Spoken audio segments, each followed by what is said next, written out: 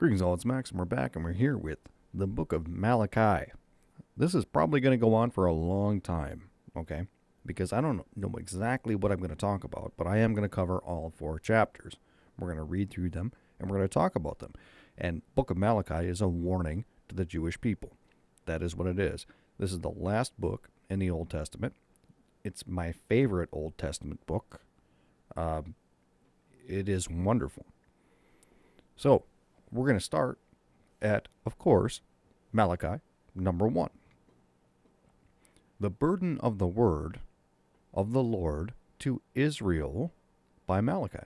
So we know here we're talking about Israel. This is a warning to the Jews. Okay? I have loved you, saith the Lord. Yet the Jews say, I'm going to substitute some words here just for clarification. Yet the Jews say, wherein hast thou loved us? The Jews say, where have you loved us? I mean, this is what Malachi is saying. Was not Esau Jacob's brother, saith the Lord? Yet I loved Jacob. Well, Esau was a guy who didn't care about God. So you go to verse 3, and I hated Esau, and laid his mountains and his heritage waste for the dragons of the wilderness. Dragons, leave them to Satan. Whereas Edom saith, we are impoverished, but we will return and build the desolate places. Thus saith the Lord of hosts, they shall build, but I will throw down, and they shall call them the border of wickedness, and the people against whom the Lord hath indignation forever. There are certain people out there God just doesn't like for what they're doing. Very plain. And your eyes shall see, and ye shall say, the Lord will be magnified from the border of Israel. A son honoreth his father, and a servant his master. If then I be a father, where is mine honor? No one's praising God. And if I be a master, where is my fear? Saith the Lord of hosts unto you, O priest, that despise my name. And ye say, wherever we have despised thy name. See, it's a thing where God is saying, look, you punks, all right? You're making me look bad. And then they're saying, where do we make you look bad? They don't understand. Where do we make you look bad? We don't know. You offer, of course, I'm going to translate slightly here with this, okay? When we have ye and yow and thou and whatever. So, you offer polluted bread upon mine altar. And you say, wherein have we polluted thee? And in that I say, the table of the Lord is contemptible. The stuff is there, and you have prophets all up in here. This one is Malachi, telling you, look, you're messing up here, and here, and here, and here. This is not something that the Lord wants. And the Lord's telling you to knock it off. And they're like, no, I'm not going to do it. And now I pray you, beseech God that he will be gracious unto us. This hath been by your means. Will he regard your persons, saith the Lord of hosts? Who is there even among you that would shut the doors for naught? Neither do you kindle fire on mine altar for naught. I have no pleasure in you, saith the Lord of hosts. Neither will I accept your offering at the hand. So all these Sadducees and Pharisees. Now, I did not look up where Malachi fits, but I'm assuming it's going to be like around 100 years before Jesus. I'm throwing it off the top of my head. It was a long time. He's telling you that now. I mean, and the Jews just won't listen. Well, they're only going to listen to Moses and what they're doing there in their Torah. For from the rising of the sun, even unto going down of the same, my name shall be great among the Gentiles. I guess that's why the Jews do not like this particular minor prophet. My name shall be great among the Gentiles. Through the Apostle Paul. It's not saying that the Gentiles are replacing them. The entire chapter is talking about how much God loves his people, but is warning them about the things that are going to come. And it's like, you need to get your crap together. Okay? You really need to get your crap together. And at this time, there is no New Testament yet. Okay? The gospel has not gone out to Gentiles at all. And here is a prophecy that says, my name is going to be great among the Gentiles. And in every place incense shall be offered unto my name, and a pure offering. For my name shall be great among the heathen, saith the Lord of hosts. Yeah.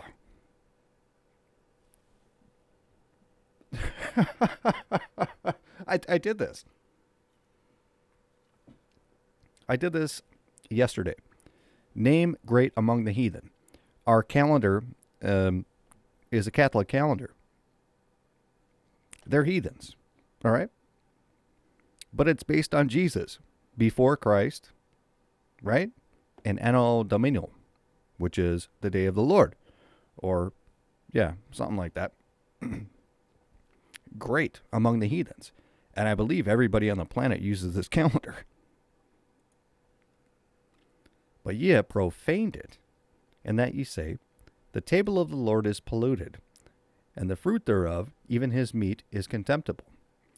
Because here's the Jews that are following Leviticus, and they're following Moses, and they're following all of these Old Testament things, and they don't understand faith. They don't understand it.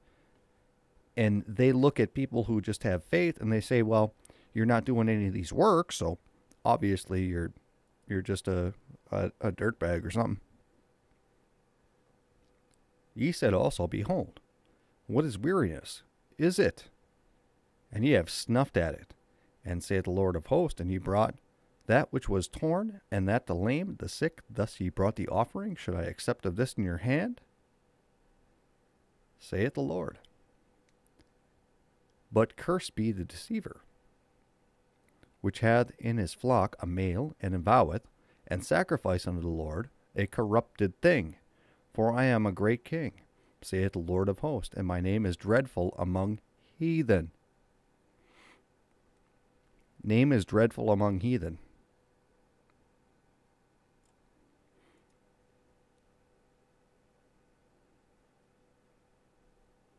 Where does that put the Jews?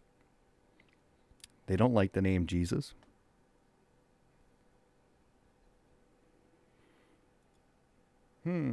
Malachi 2. And now, O ye priests, this commandment is for you. Uh-oh. We have a direct commandment to Israel. Direct. If you will not hear, and if you will not lay it to heart, to give glory unto my name, saith the Lord of hosts, I will even send a curse upon you. And I will curse your blessings, and I have cursed them already, because you do not lay it to heart. Oh, man. Oh, man. This is Jacob's trouble right here. You understand this? This is where Jacob's trouble, great tribulation, this is where this comes from. I mean, it's in the Bible everywhere. But in Malachi, it is a direct thing saying, look, if you don't stop teaching what you're teaching, I've already done some bad things to you, but I'm going to do some more stuff until you change. Verse 3, behold, I will corrupt your seed and spread dung upon your faces, even the dung of your solemn feasts. And one shall take you away with it. Your solemn feasts. Okay? By this point, all this stuff should have been done with. The Jews should have figured out that it was basically faith alone. But they make tradition more important than God. That's where your solemn feasts come in. And ye shall know that I have sent this commandment unto you, that my covenant might be with Levi, saith the Lord of hosts. Right. The tribe of Levi were what you would call the Sadducees or Pharisees, whatever you want to call it. They were the priests of all the Jewish kingdom. The tribe of Levi, that was their job, the entire tribe. So he's completely talking about Levi and giving him a commandment. And, what happened? What happened when we go to the New Testament? Verse 5, my covenant was with him of life and peace, and I gave them to him. For the fear wherewith he feared me, and I was was afraid before my name. We're talking about the original Levi. And the truth was in his mouth, and iniquity was not found in his lips. He walked with me in peace and equity, and did turn many away from iniquity. So Levi was a great priest, great pastor. Verse 7, for the priest's lips should keep knowledge, and they should seek the law at his mouth, for he is the messenger of the Lord's hosts. But ye are departed out of the way. Ye have caused many to stumble out of the law, and ye have corrupted the covenant law of Levi, and saith the Lord of hosts. You're messing up, guys. You're messing up. Therefore have I also made you contemptible, and abased before all the people, according to as ye have not kept my ways, but have been partial in the law. Exactly. I don't understand Orthodox Judaism, because they're partial in the law. If you're Orthodox Jew, you should be sacrificing stuff. That's the way.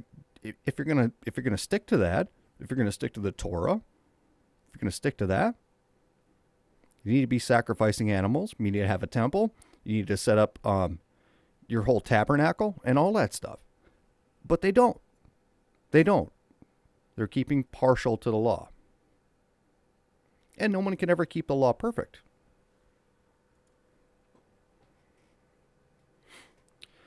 Verse 10. Have we not all one Father? Hath not one God created us? Why do we deal treacherously every man against his brother, by profaning the covenant of our fathers? Judah hath dealt treacherously, and in abomination is committed in Israel and Jerusalem. For Judah hath profaned the holiness of the Lord which he loved, and hath married a daughter of a strange god. I don't know the name of the book, but there's a lot of Jews that are involved in it, and it's basically paganism. Off the top of my head, I have a lot of reading to do, so I can't look it up right now. But there are some very satanic stuff that's going on with a lot of people who are consider themselves Orthodox Jews. Verse 12, the Lord will cut off the man that doeth this, the master and the scholar, out of the tabernacles of Jacob, and him that offereth an offering unto the Lord of hosts. And this have you done again, covering the altar of the Lord with tears, with weeping, with crying out, insomuch that regardeth not the offering any more, or receiveth it with good will at your hand. Yet ye say, wherefore? Because the Lord has been witness between thee and his wife of thy youth, against whom thou hast dealt treacherously. Yet is she thy companion, and thy wife thy covenant. We're talking about rapture stuff here. Verse 15, and did not he make one? Yet that he had the residue of the Spirit, and wherefore one? That he might seek a godly seed, therefore to take heed to your spirit, and let none deal treacherously against the wife of his youth. This is the Jews messing with the Gentiles right here. Jews messing with saved people. For the Lord, the God of Israel, saith he had putting away for one covenant violence with his garment, saith the Lord of hosts. Therefore take heed to your spirit that ye deal not treacherously. Don't mess with the Christians, is what he's saying. Ye have wearied the Lord with your words, yet ye say, wherein have I wearied him? They're saying, oh, I didn't say that. I didn't say that. I didn't say that. When you say, everyone that doeth evil is good in the sight of the Lord, and delighteth them, or, where is the God of judgment?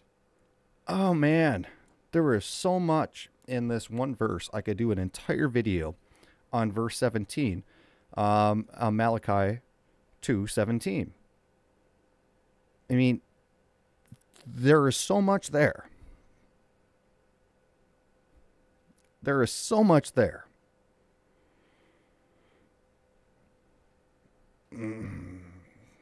Where is the God of judgment? You see, this comes down to, we're speaking to Jews. We already cleared that up. I'm trying to click off the screen so I don't have weird stuff going.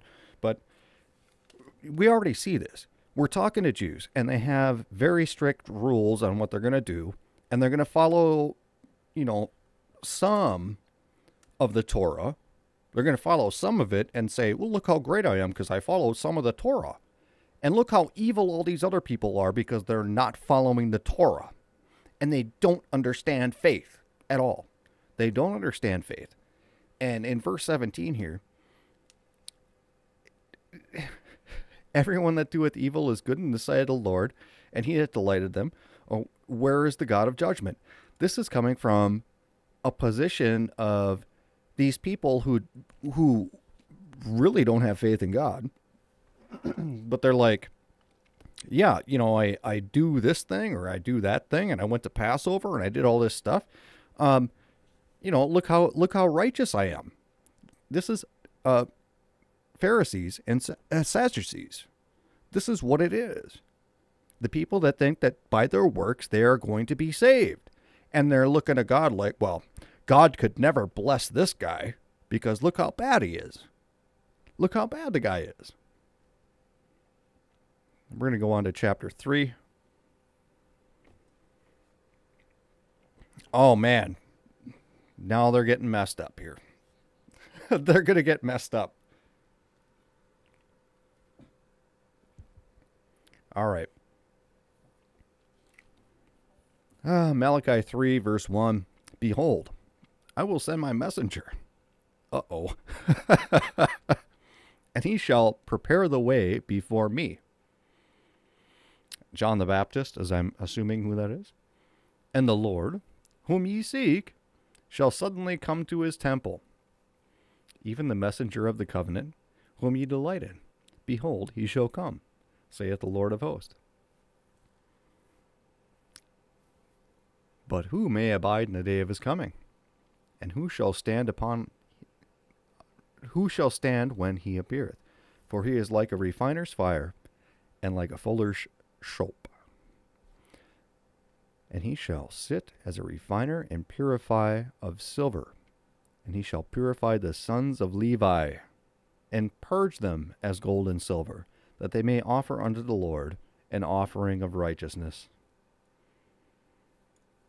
What did Jesus do when he came back? Whipped them, called them out?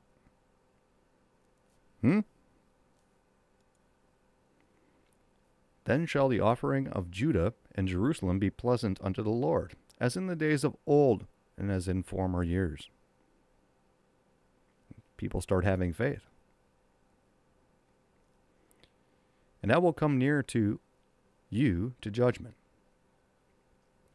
And I will be swift witness against the sorcerers, and against the adulterers, and against the false swearers, and against those that oppress the hirelings of his wages, and the widow, and the fatherless, and those that turn aside the stranger from his right, and fear not me, saith the Lord of hosts. For I am the Lord, I change not. Therefore ye sons of Jacob are not consumed. These guys, the Jews, are responsible for spreading God's word. They're the ones that were chosen to do that. So they have little special requirements here to get cursings or blessings or whatever. And God is saying that in Malachi 3. Malachi 3:7. Even from the days of your fathers who gone away from mine ordinances, and have not kept them, return unto me, and I will return unto you. Saith the Lord of hosts, but ye said, wherein shall we return? Will a man rob God? Yet ye have robbed me. But ye say, wherein have we robbed thee? In tithings and offerings. Oh, man. There is so much in Malachi. I love it. And I actually probably want to do a live stream and talk with other people about this, because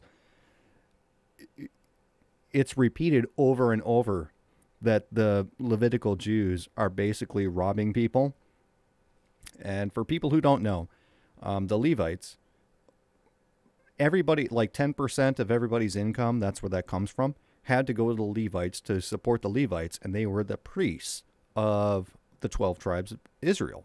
That's what their job was, and they didn't have to work. All they did was they collected money from everybody, and they come out with crap. And this is what Malachi is talking about. This is exactly what is going on, is they're coming out with crap to make more money. It's said multiple times that they're preaching garbage, and whether or not they misunderstand, I don't know. It was a long time ago, but it's plainly in here. It's very plainly in here. You are cursed with a curse, for you have robbed me, even this whole nation. Yeah, the Levites are taking money for putting out crap. Okay? That's what it is. That's what it is. Bring ye all the tithes to the storehouse, that there may be meat in mine house. And prove me now herewith, saith the Lord of hosts, if I will not open unto you the windows of heaven, and pour out a blessing, that there should not be room enough to receive it. Whatever you got, God's blessing is bigger than it. And I will rebuke the devourer for your sakes, and he shall not destroy the fruits of your ground, neither shall your vine cast her fruit before the time in the field, saith the Lord of hosts. And all nations shall call you blessed, for ye shall be a delightsome land, saith the Lord of hosts. He's talking about if you obey what I'm saying, you're going to be blessed beyond everything. And if you don't, you're going to get wrecked. Your words have been stout against me, saith the Lord. Yet you say, when we have spoken so much against thee, these people are like playing... The people, I mean, obviously I wasn't there, but I can assume that it's a lot like today, where you have pastors and things out there who are just speaking garbage.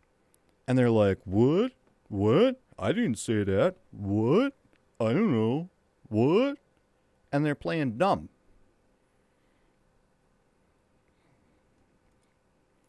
Ye have said, it is vain to serve God. So God's being very specific with what the Jews are doing. They're saying it is vain to serve God. Oh, man. And what profit is it that we have kept his ordinance? What profit? God, oh man, the whole thing revolves around money. And that we have walked mournfully before the Lord of hosts. And now we call the proud happy. Yea. They that work wickedness are set up. Yea. They that tempt God are even delivered. This is exactly what's going on today. This is like, it's right up there. I have 2 Thessalonians chapter 2 is my favorite book. This is my second favorite because it ties into everything so well. Okay. They that work wickedness are set up. Yes, on the planet, All your Hollywood movie stars and all this stuff like that, yeah, they're all set up. They all work wickedness to some extent. I mean, not every single one of them. You can't be blanket, but people that generally lie and cheat and steal will do better than people that are Christians. And it turns out here that the Levites are lying and cheating and stealing. Okay? And it's saying, and somebody on the outside who looks at that goes, well, gee, I could do what God tells me, or I could lie, cheat, and steal and have a better life. Well, which one are you going to do? I don't know. Then they that feared the Lord spake often to one another. And the Lord hearkened and heard it. And a book of remembrance was written before him that feared the Lord and that thought upon his name. Oh, look at that. This is eternal. Okay? The Lord knows when you're obeying the Lord. And they shall be mine, saith the Lord of hosts, in that day when I make up my jewels, and I will spare them, as a man spareth his own son that serveth him. Then ye return, and discern between the righteous and the wicked, between him that serveth God and serveth him not. Well, there's your rapture right in there. Okay? That's the rapture, where you come back and you're the judge between good and evil. Malachi 4. For behold, the day cometh that shall burn as an oven. Okay, well, we're into end times here. And all the proud, yea, and all that do wickedly shall be stubble. And that day shall cometh, shall burn them up, saith the Lord of hosts, that it shall leave them neither root nor branch. Means you can't get saved for some of these people. You can't make a last-minute conversion. That's the way that I read it. People might disagree with that, but that's the way that I read it. But unto you that fear my name shall be the Son of Righteousness, arise with healing in his wings, and shall go forth and grow up his calves of the stall. And he shall tread down the wicked.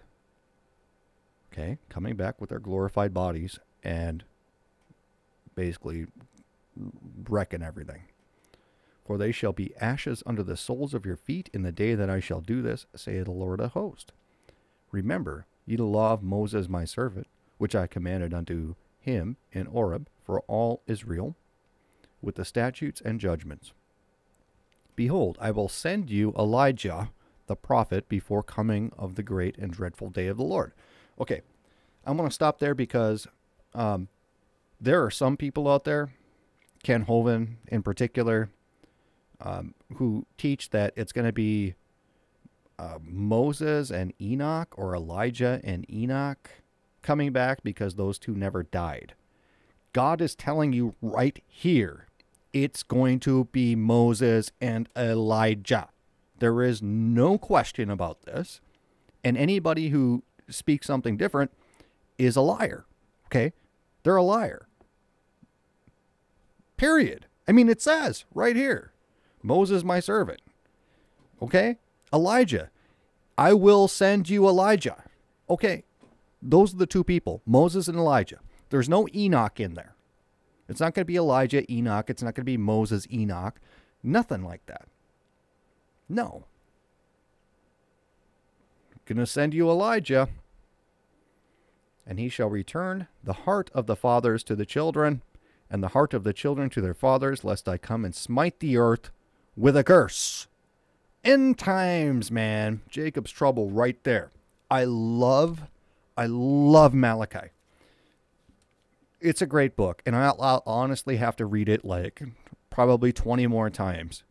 Like I said, I just wanted to cover it because I've been meaning to do it for a while. But it is such a great book and such a great prophecy to the Jewish people about what's going to happen. And it even says in the Gentiles, it's like God saying, well, look at the Gentiles and look at what you're doing. You're trying to mislead these guys. I mean, it's great. The whole book is great. And that's what I have to say about that. This is Malachi 1 through 4, a warning to the Jews. Okay?